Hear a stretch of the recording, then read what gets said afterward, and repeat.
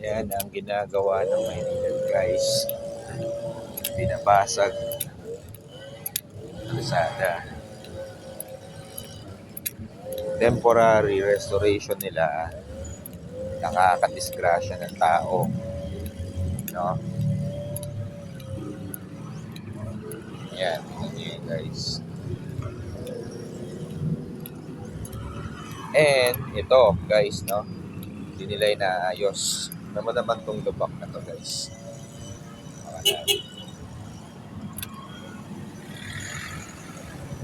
Makalalim yan guys. So dito po yan.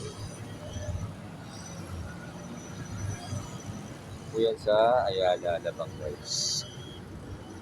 So kung nagmomotor kayo, dahan-dahan lang kasi malalim bukas dito.